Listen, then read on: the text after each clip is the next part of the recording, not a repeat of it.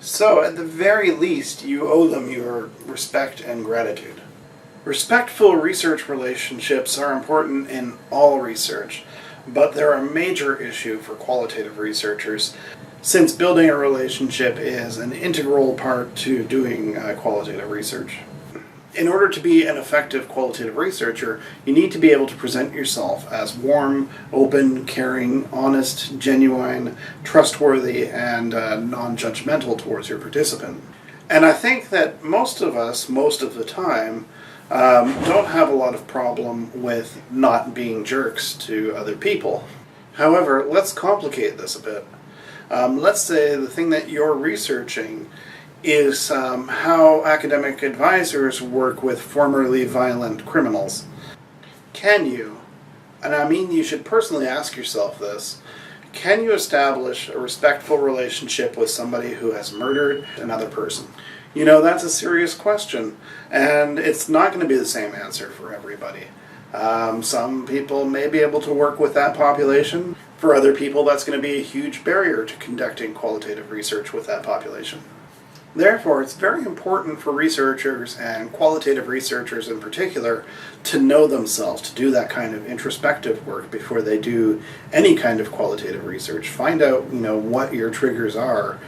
One of the phrases that qualitative researchers use sometimes is that it's important to do homework before fieldwork. We've all got certain things that are going to trigger strong emotions in us. Personally, for me, I don't think I'd be able to work with people who have what I would consider to be extremist religious views, like people in the Westboro Baptist Church or, members of ISIS. As curious as we are, and as valuable as the knowledge may be that could be produced from this study, if you're not able to establish a respectful relationship with your participants, then this study is probably not for you.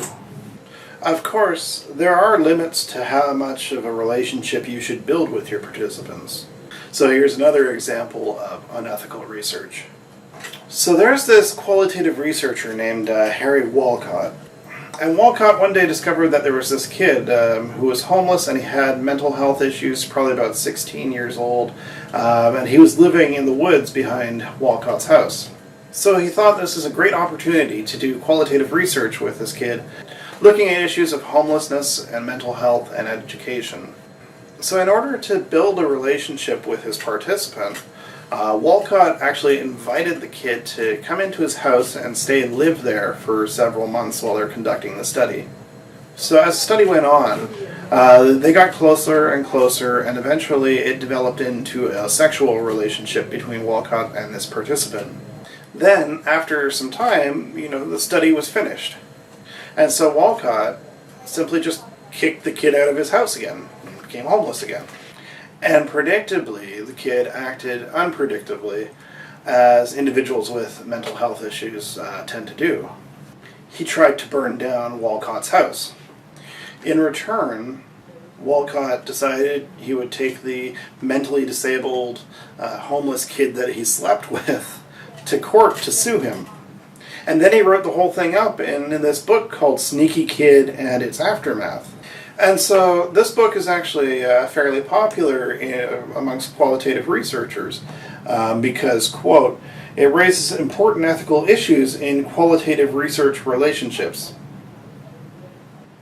So listen, if you ever find yourself faced with this important ethical issue in which you're considering whether or not you should sleep with your homeless, mentally disabled participant, then kick them out of your house, then take them to court when they react wildly, and then write a book about it in which you slander your participant calling them a sneaky kid, then the answer is always no.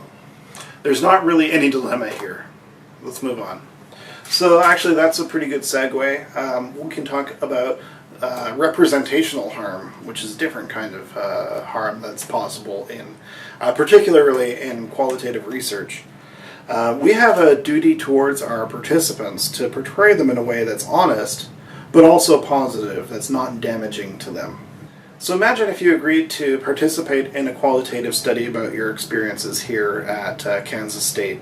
And so the researcher develops this really positive relationship with you. They gain your trust, they make you feel comfortable, and you disclose all of your experiences pretty honestly and candidly and openly.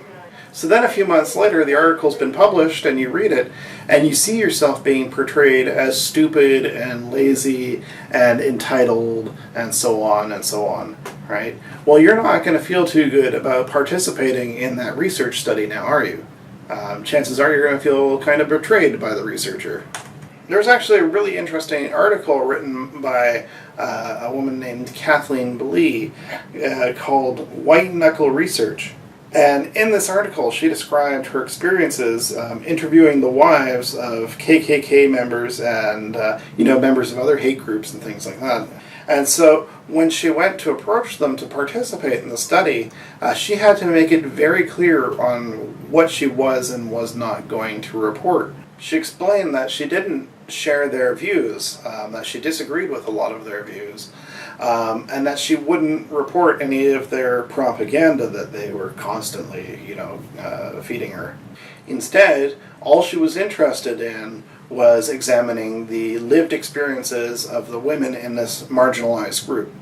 However, being that they were an extremist kind of fringe group, the participants, and the men in particular, who weren't necessarily being interviewed but were around, were intensely paranoid about Blee being around sort of their camps and things. And so they tried to intimidate her, and they threatened her with violence. At one point there was like an attempted kidnapping. Like, this is pretty exciting stuff. You thought research was boring? No.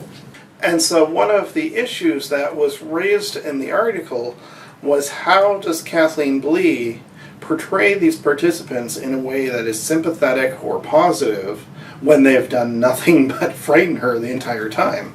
Not to mention the fact that they're hate-based groups as well. So depicting them in the research became a fine line of how do you portray this group positively and how do you portray them honestly, and those two things were kind of contradictory. So related to representational harm is also social harm. Think about the kinds of stories that you tell to your best friends about your personal life. Like the really good stuff, the sex and drugs and drinking and partying and rock and roll and all that stuff, right?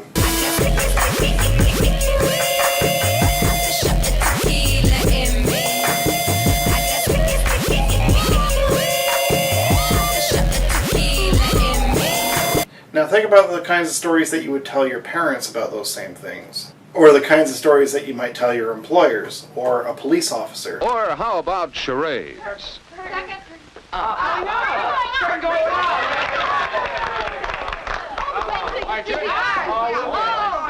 really have a good one. And then, at just the right moment... Is anybody hungry? Everything's ready. Is anybody hungry? Well, a little snack certainly is pleasant about this time of evening.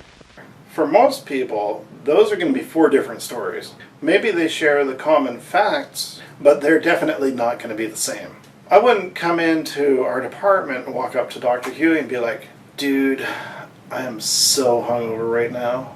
I was at the bar last night, doing shots, drinking beers all night long. I was so wasted I could barely walk. Right? That's not something that I want Dr. Huey to know about. But sometimes as researchers, those are the kinds of things that we might be interested in studying. For example, what are the social experiences of first-year college students? Or how does excessive alcohol use impact college success? But we should be aware that the information that we're collecting may be sensitive. And if it was disclosed to the wrong person, our participants could be actually harmed by that. When I think of all the good times that I've wasted, having good times. Well, obviously we need information for our study. We're not just going to declare this topic off limits or censor ourselves because of it. But what we can do is protect the identities of our participants. Now, in quantitative research, this is really easy to do. Just kind of happens naturally. Quantitative researchers tend to report their results in the form of aggregated statistics from large groups.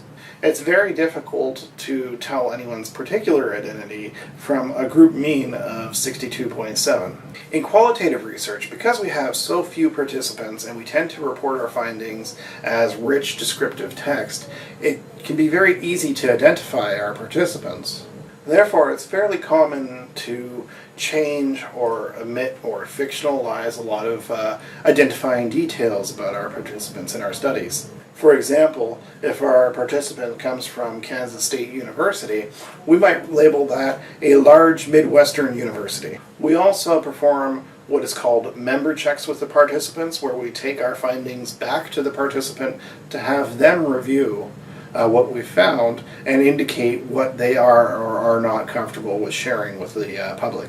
Finally, under the do no harm rule, researchers need to think about what the implications are for their studies. Is it likely that the results are going to contribute to discriminatory practices? Is that what you want to put out into the world? Unfortunately, the history of research is littered with these kinds of studies, and many of them have been debunked over the years, but still their legacy lives on. There's a classic text on this, actually. It's called "Even the Rat Was White" by Robert Guthrie, and it looks at all the ways that social science research has been used to justify discrimination against primarily African American people. So just keep in mind, just because you can study something doesn't necessarily mean that you should.